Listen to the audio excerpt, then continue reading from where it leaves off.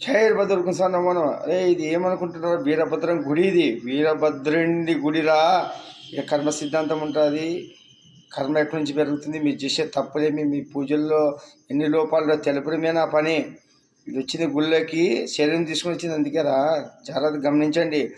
కర్మ ఊకే రాదు. మీరు చేసే కర్మలు బట్టి రోగాలు వస్తున్నాయి. బీపీ శవాలు, ఆటడగలు, ఆటలు ఎందుకు వస్తాయి? కర్మ తింటున్నారు కాబట్టి. సచిన శవాలు తిని మీరు పూజలు చేసే పూజలు ఏలకలు ఎక్కుతాయి.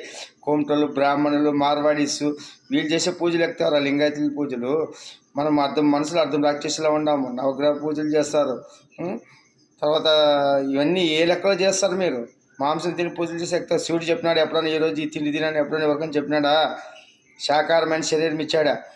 ఒక జీవుని చంపి తినడమే పెద్ద కర్మ. అదే మీరు వెనకబడిపోతున్నారు. ఇప్పుడు రోగాలు ఎందుకు ఎక్కువవుతున్నాయి? అప్పుడప్పుడు తాతలకి తినీకి లేదు, అన్నం తినీకి లేదు. వరణం తింటే సౌకర్యం తిన్నట్లు, అప్పుడు సౌకర్యలే తింటుంటారు వరణం. అటువంటివన్నీ బాధలు పడి వాళ్ళు అప్పుడు తక్కువ తిన్నారు కాబట్టి